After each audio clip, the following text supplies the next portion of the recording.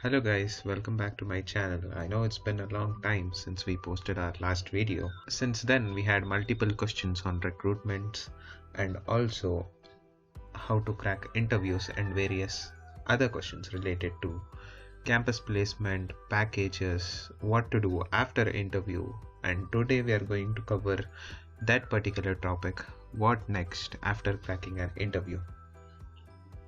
So once you crack an interview, you would get a confirmation letter saying congratulations on cracking the interview and probably followed by an offer letter. So on your offer letter, there will also be a section of the pay slip. So it is very important to understand the pay slip. So that is what we are going to do today. Let me bring up a sample pay slip. So yes, this is one of the example of a cognizant offer letter. So here, this is a very important thing. Learning to read this properly can define. So let's say a company is offering you a package of 2.5 lakhs, which is mentioned over here. It doesn't mean that you get 20,000 or 25,000 monthly. Okay, you get around say 14 to 16,000 monthly, and I'll tell you what happens to the other part of the money. So you can ask me where the other money goes, and basically those go as deductions, medical benefits, PF, ESI and PT. And if you come under income tax slab, obviously your monthly income tax would also be deducted from your CTC itself. Okay, so you need to understand what the basic salary is. So basic salary here, it's monthly, it is 6,500. So on your basic salary, the PF would be deducted. So a 12% of 6,500 would be deducted as your PF. Okay, and 12% from the company would also be contributed into your PF account. That will also be included in the CTC itself.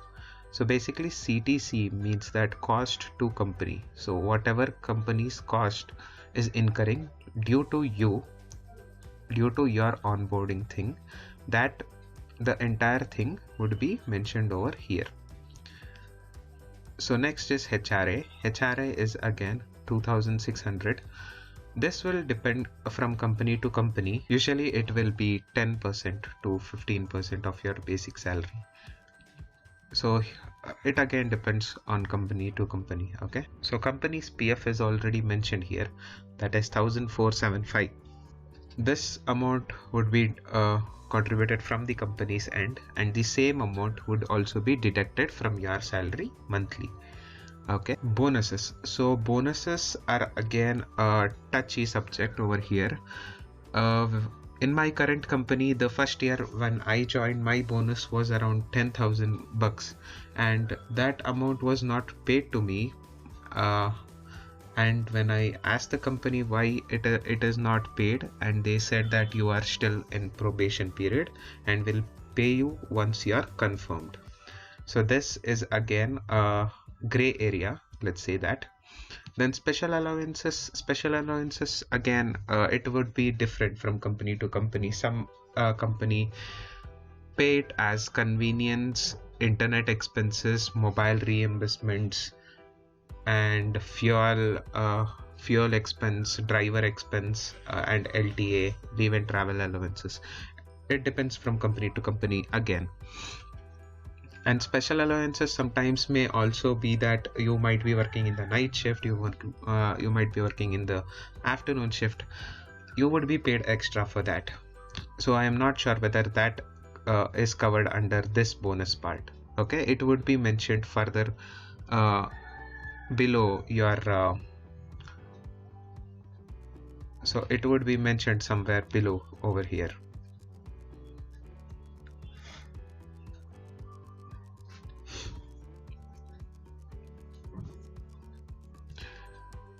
So incentives, incentives is like again 12,000 rupees. This is also a gray area again.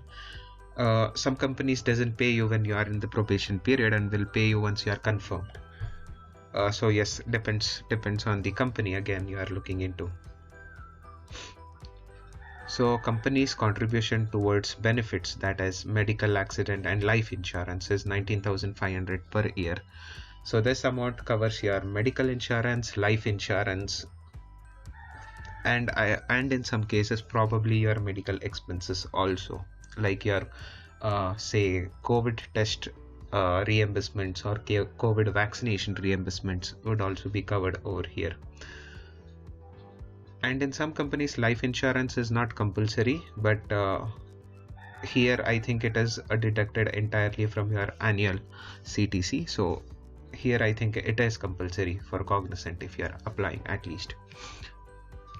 So this is my recent offer letter which I got like around 1 month back from Cognizant. And yes, there will be additional information like leave and vacations, etc., etc. So go through this, understand this, okay.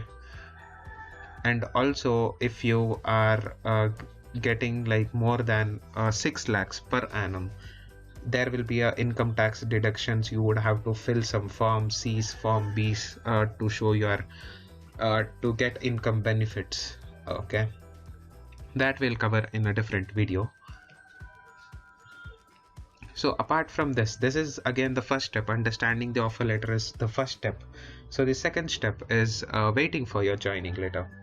So waiting for your joining letter is again gray area where we won't know till how long we should wait. This waiting period can extend from say 2 months to say up to a year, okay. This offer letter which I got, this came after 9 months, this Cognizant offer letter for me.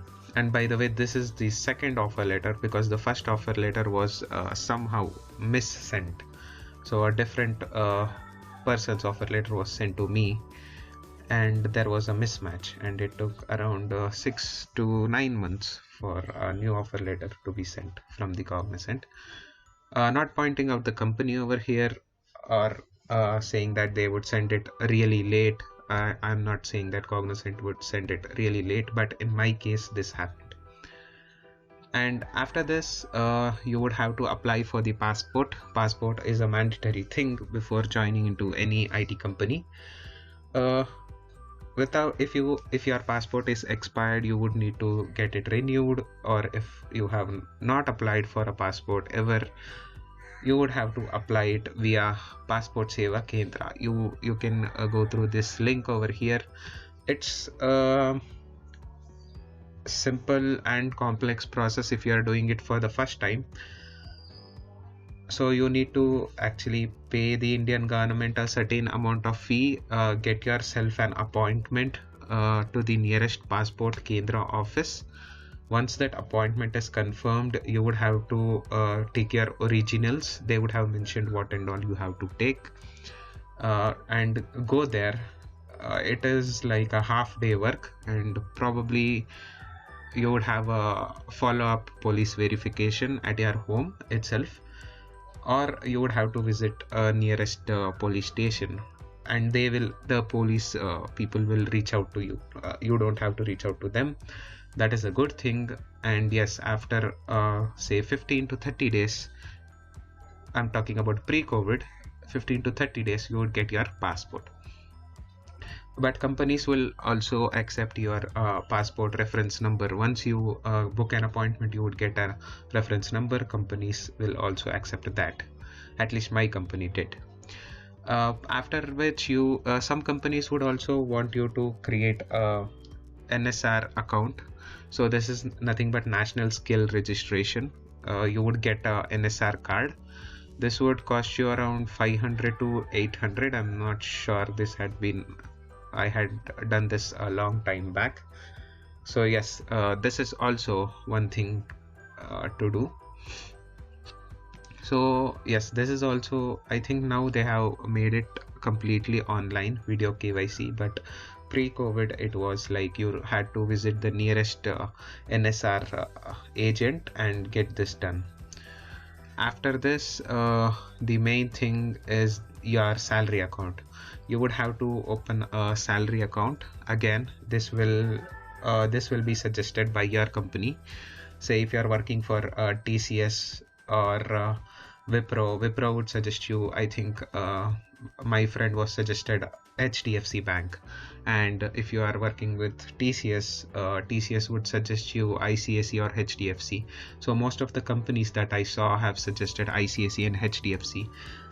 Maybe for one thing, they provide Sodexo coupons to your account. So probably that was the reason why they suggest a salary account with HDFC or ICSE, or they might have them as a client or customer, and it would be a mutual benefit for the company as well as the bank. That might also be a case in some companies, again, not in all. So yes, you are also free to open any salary accounts in any company. So these are the top 5 salary accounts that are provided by top 5 banks in India. First comes in the Kotak Bank. Kotak Bank, I have spoke to these people. They provide a very good customer service and a good interest rates. You would also get a credit card even without a credit score if you have a FD in Kotak Bank. SBI, I have not gone through their salary account terms and conditions or salary account benefits, to be honest, and I'm not sure, but you guys can check it out. It's online. You can Google it out and check it out. Then HDFC Bank. HDFC Bank is the bank is good. The interest rates are good. The only problem that I faced with HDFC Bank is the customer support. The customer support is very slow. They will take a week to reach back to you, and this is what I had my HDFC account from the last say 7 to 8 years, and I still have it. But yes, the customer support is a bit issue when it comes to banking wise. But when it comes to credit cards, they have the best customer support again. And yes, if you are trying to if your take home salary is more than 25,000, I would suggest you to get a HDFC Bank salary account, and you would be eligible for great credit cards. They have a very good credit cards. Citibank is also a very good bank. Citibank is, yes, it is very good. They have international presence in many countries, but recently I have heard that Citibank is going to close its banking operations in India. Not sure if they have done that already, but yes, please check that out before opening in Citibank. But it is an international bank, and they have international standards. So yes, you would be treated internationally, if you know what I mean. And Axis Bank is good. The interest rates are good. They would also provide you a demat account, and the customer service is very good. If you want a detailed account to which salary account that you should go through, I have let me know in the poll section. I will try to make a dedicated video on that. Make sure your hard-earned money is growing exponentially, and you get the best benefits that are out there in the market. So yes, these are the things that you need to look after once you crack the interview. I don't think there are any other major things that you need to worry about. Yeah, if you have a existing PF account, then that would also be one more factor to count in. So you would have to transfer your PF amount to the onboarding company which you are about to enter into. That is again let's say a moderately time consuming and a little bit stressful process if you are doing it for the first time. But if you are a fresher and if you had never had a PF account, you don't need to worry. Your company would create one for you and share the UIN with you. You have to just provide them the nominee and the nominee percentage. I guess that's it. I have covered most of the things that you guys would need, and I guess this had helped you a lot. If there is any questions, feel free to contact me. I will leave my contact details on the screen. And also there is comment section. I have tried to answer all of your comments.